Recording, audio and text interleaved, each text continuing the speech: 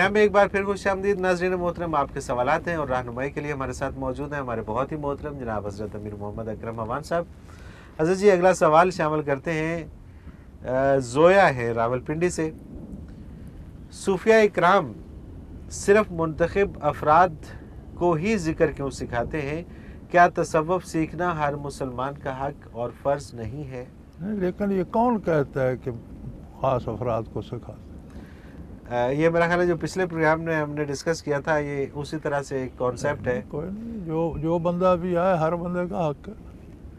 ہر بندہ جو ہے وہ تصوف سیکھ سکتا ہے. سیکھنا چاہیے. اس کے لیے کوئی وہ ضروری کوئی نہیں ہے. اور ہر مسلمان کو سیکھنا چاہیے. اس کے لیے مسلمان ہونا چاہیے. مسلمان ہونا نہیں، کوئی بھی بندہ ہو پہلے مسلمان ہو جائے پھر سیکھ لے. ہاں سیکھے، مرد ہو عورت ہو کوئی ہو بچہ ہو. ٹھیک ہو گیا.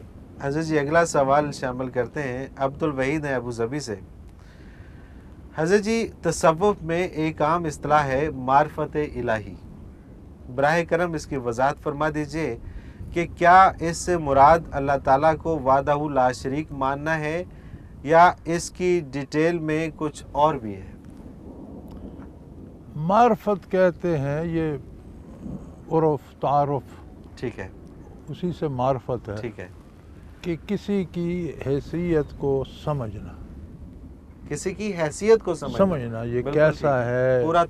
پورا تعارف اس کے ویئر اباؤٹ سارے جاننا، یہ معرفت ہوتی ہے.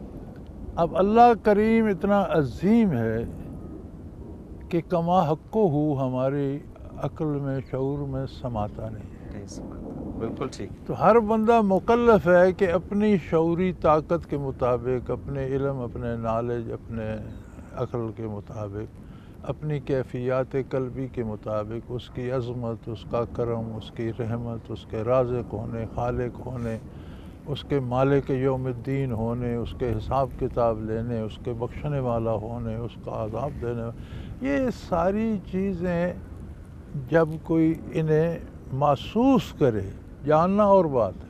محسوس کرنا. جانتا سبحان اللہ. کتاب سے پڑھ کر کافر بھی جانتا ہے. بالکل ٹھیک. جاننا اور بات. اس جاننے کو محسوس کرنا یہ معرفت الہی. اللہ اکبر.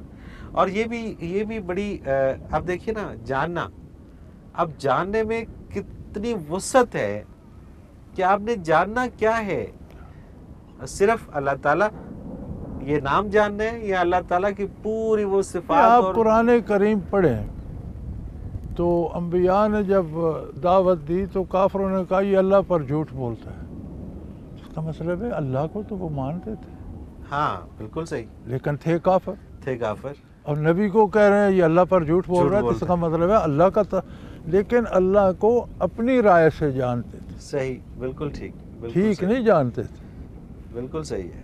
بالکل صحیح. تو جیسا نبی کریم صلی اللہ علیہ وسلم جنواتے ہیں ویسا جاننا. سبحان اللہ. اور پھر اس جاننے کی کیفیت کا دل پر وارد ہونا، وہ کیفیت بھی دل میں آنا اور یہ معرفت. بالکل ٹھیک بات. بالکل صحیح. مطلب وہ خبر نہ رہے بقول خبر نہ رہے حال بنے. خبریں بہت ساری ہیں، خبر نہ رہے وہ حال بنے. بالکل ٹھیک بات. خبر تو کافر کے پاس بھی ہے، اور وہ تو جو بھی چاہے کتابوں سے پڑھ لے، جان تو جائے گا کہ کیا ہے، لیکن وہ محسوس کرے، کیفیت بنے. بالکل صحیح.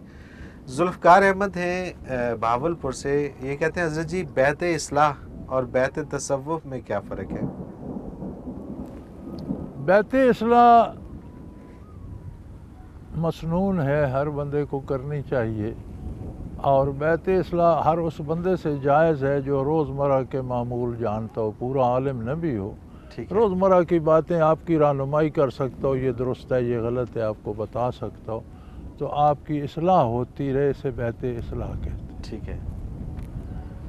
بیعت تصوف نام ہے کیفیات قلبی کو حاصل کرنے کا. صحیح. بالکل ٹھیک. یعنی صرف خبر نہ ہو، وہ حال بنے، وہ کیفیات دل میں اتریں، سینہ روشن ہو، اور وہ اس کا اثر کردار پہ پڑے، اور پورا بدن جو ہے وہ اطاعت الہی میں آ جائے. تو یہ تصوف ہے. بالکل صحیح. حضرت اگلا سوال شامل کرتے ہیں. عذرا بی بی ہیں کوٹ لکھپت سے. کوٹ لکھپت لاہور سے. یہ کہتی ہے میں آپ کا پروگرام بہت شوق سے دیکھتی ہوں اور آہستہ آہستہ میری نماز میں بھی باقاعدگی آتی جا رہی ہے. دل کو کافی سکون ملا ہے، لیکن ایک بات ختم نہیں ہو رہی، وہ یہ کہ ماضی میں جس بھی خاتون یا مرد نے میرے ساتھ برا سلوک کیا ہے، جب مجھے وہ یاد آتا ہے تو برداشت ختم ہو جاتی ہے.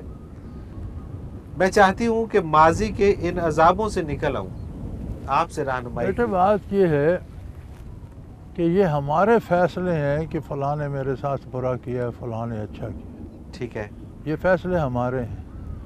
ہو سکتا ہے کسی نے ہمارا بھلا کیا اور ہم اسے اپنا نقصان سمجھ رہے ہوں. ایسا بھی ہوتا ہے. اس لیے ان باتوں کو اللہ کریم پہ چھوڑ دینا ہے. سبحان اللہ. اور اس کے لیے پھر وہی شرط ہے کہ اللہ اللہ سیکھیں، اللہ اللہ کریں، دل روشن ہوگا، اس میں وسعت آئے گی، عظمت الہی کا ادراک ہوگا، تب وہ اس چیز کو پائے گا کہ جس نے جو کیا میرا رب دیکھ رہا ہے. بالکل ٹھیک بات. یہ نہیں. اور بعض اوقات ایسا یقیناً ہوتا ہے کہ ایک انسان دوسرے کے لیے مطلب اس کا ویل وشر ہوتا ہے اور اس کے بھلے کے لیے کوئی کام کرتا ہے، لیکن اس کا نتیجہ جو ہے وہ کچھ اور نکل آتا ہے. لاہور میں خواتین کے حلقہ ذکر ہیں، بے شمار اللہ کی بندیاں ذکر کرتی ہیں. کسی حلقہ ذکر میں پہنچیں، اللہ اللہ کریں تو انشاءاللہ سکون نصیب ہو جائے. سبحان اللہ. ابرار حسین گجرانوالہ سے یہ کہتے ہیں آپ کے پروگرام میں اکثر روح اور قلب کے متعلق بحث ہوتی ہے. میرے ذہن میں بھی ایک سوال پیدا ہوا ہے، روح یا قلب کی سب سے مہلک بیماری کون سی ہے؟ شرک. ٹھیک ہے. ان الشرک لظلم عظیم. ٹھیک ہے. اللہ کی ذات یا اس کی صفات میں سے کسی کو بھی اس جیسا مان لینا، یہ ایٹم بم چلانا ہے قلبی کیفیت. کسی کو بھی اس جیسا مان لینا ذات یا صفات میں. ذات میں تو عموماً لوگ نہیں مانتے، کافر بھی نہیں مانتے، لیکن صفات میں شریک کر لیتے ہیں. تو شرک جو ہے یہ بہت بڑا ظلم ہے. بالکل صحیح. تہمینہ حسین لاہور سے یہ کہتی ہیں ذکر قلبی کرنے کے کتنے عرصے بعد اس کے اثرات ظاہر ہونا شروع ہو جاتے ہیں؟ جب آپ شروع کرتے ہیں اسی لمحے شروع ہو جاتے ہیں. اچھا، اثرات سے کیا مراد ہے ان کی؟ کہ نتائج، مطلب کس قسم کے نتائج؟ یعنی بہتری آنی، سوچوں میں، دل میں سکون، بہتری آنا شروع ہو جاتی ہے. اب جب آپ شروع کرتے ہیں تو شروع تو اسی وقت ہو جاتی ہے. اب یہ اور بات ہے کہ آپ نے کتنے خلوص سے، کتنے شدت سے کیا، کتنا جلدی وہ اثرات مرتب ہوئے. مولانا تھانوی رحمۃ اللہ علیہ سے کسی نے پوچھا تھا کہ جی میں بڑے دیر سے ذکر کرتا ہوں لیکن کوئی کیفیت محسوس نہیں ہوتی. تو انہوں نے فرمایا یہ ٹینکی کے نیچے دیکھو، ٹوٹی کے نیچے کیا رکھا ہے؟ جی پتھر ہے. کہ جہاں قطرہ گرتا رہتا ہے وہاں کچھ ہے. جی سوراخ بن گیا. انہوں نے کہا جب پہلے قطرے گرے تھے کوئی سوراخ تھا نہیں. کتنا عرصہ لگا؟ سالوں لگ گئے. تو انہوں نے کہا بھی یہ ایک ایک قطرہ گرتا رہا تو بالآخر نشان بن گیا. بن نہیں جائے گا. بالکل صحیح. لیکن یہ بہت سلو تھا، وہ بہت دیر میں بنا. اگر تیز پانی کھول دیتے تو شاید مہینوں میں بن جاتا. اب یہ برسوں میں بنا. اور پھر یہ پتھر تھا. تو پھر بھی جتنی تم محنت کرتے ہو اتنے اثرات مرتب ہوتے ہیں. اگر تم وہ قطرہ قطرہ کر رہے ہو تو برسوں میں ہوں گے. اگر تم نے ٹوٹی کھول دی ہے تو دنوں میں ہو جائیں گے. سبحان اللہ. حضرت جی اگلا سوال شامل کرتے ہیں. حضرت جی یہ حدیث پاک ہے کہ جس نے ایک مرتبہ دل سے کہہ دیا لا الہ الا اللہ تو اس کی نجات کے لیے یہ کافی ہے. حدیث پاک کوئی بھی ہو اس کا ایک ایک حرف حق ہے. میں صرف اپنی کم علمی کی بنا پر یہ پوچھ رہا ہوں کہ اس میں نیک اعمال کا ذکر تو کہیں بھی نہیں آیا. میاں کیا آپ نے کہا دل سے کہہ دیا؟ جی جس نے ایک مرتبہ دل سے کہہ دیا لا الہ، جس نے دل سے کہہ دیا لا الہ، پھر وہ الہ کی نافرمانی کرے گا؟ سوال ہی پیدا نہیں ہوتا ہے. جب دل سے کہہ دیا تو پھر بات ہی پیچھے بات ہی بن گئی. پھر تو سارے حکام، فرائض، سنن، واجبات اس نے مان لیے بھائی. صحیح، بالکل ٹھیک. اس کا مفہوم یہی ہے. نبی کریم صلی اللہ علیہ وسلم نے جب یہ ارشاد فرمایا تھا تو ایک صحابی جو سن رہے تھے کہ یا رسول اللہ میں باہر اعلان کر دوں. سیدنا فاروق اعظم نے فرمایا لوگ سمجھیں گے نہیں اور عمل چھوڑ بیٹھیں گے تو حضور نے منع کر دیا کہ اعلان نہ کرو. اچھا میں اعلان کر دوں جس نے لا الہ الا اللہ کہہ دیا وہ جنت میں پہنچ جائے گا، تو آپ نے تو اجازت دے دی. فاروق اعظم رضی اللہ عنہ نے مشورہ دی کہ یا رسول اللہ لوگ نماز روزہ چھوڑ دیں گے، اور کیونکہ ان کو سمجھ ہی نہیں آئے گی، وہ بات نہیں سمجھ پائیں اور گے کہ دل سے لا الہ الا سوال اللہ کہنے کا مفہوم کیا ہے. وہ سمجھیں گے ایک دفعہ زبان سے کہہ دیا بس سب کچھ ہو گیا. تو آپ نے منع فرما دیا میاں دل سے لا الہ کہنے کا مطلب یہ ہے کہ وہ میرا معبود بارک، میں اس کا بندہ. اب وہ بندگی اطاعت سے قائم رکھے گا یا نافرمانی سے؟ اطاعت سے. یقیناً جب لا الہ کہا تو ساری مصیبت تو گلے پڑ گئی. جس سے بھاگنا چاہتے ہو، جس سے بھاگنا چاہتے ہو اس میں تو آ گئے ہو، آ گئے. تو اب کہاں جا سکتے ہو؟ کیا بات ہے، کیا بات ہے. پھر تو وہ دیکھیے یہ ایک کتنی سادہ سی اور کتنی، لیکن اب ہم لوگوں میں ہے، لوگ اپنی طرف سے بھام پیدا کر لیتے ہیں نا جی، سمجھنے میں اپنے اپنے انداز سے سمجھتے ہیں، غلطی لگتی ہے سمجھنے میں. اور یہ صحیح. اب وہ صحابہ کا عہد تھا تو منع کر دیا گیا کہ لوگ غلطی میں پڑ جائیں گے اور اعمال چھوڑ دیں گے. بھی آپ نے جب ایک ہستی کو کہہ دیا کہ آپ میرے مالک ہیں، اب وہ کہتا ہے پانی پلاؤ، آپ کو کہ نہیں آپ میرے مالک ہیں، یہ مجھ سے نہیں ہوتا. پانی نہیں پلاؤں گا، آپ مالک ہیں. آپ وہ کہتے ہیں جاؤ وہاں سے کرسی اٹھا لاؤ، آپ میرے مالک ہیں، یہ مجھ سے نہیں ہوتا. یہ تو نہیں. اور پھر کہا بھی دل سے ہے نا، دل سے کہا لا الہ کہا تو ساری مصیبت تو گلے پڑ گئی. سبحان اللہ. اور کتنا خوش نصیب انسان ہے وہ کہ جو دل سے کہتا ہے.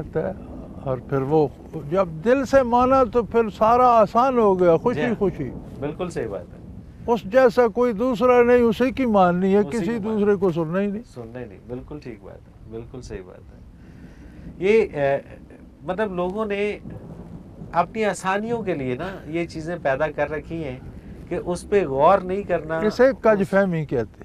ٹھیک ہے، یہ غلط فہمی نہیں ہوتی، یہ کج فہمی ہوتی ہے کہ مفہوم اور ہے، سمجھ کچھ اور ہے. بالکل ٹھیک بات ہے. حضرت جی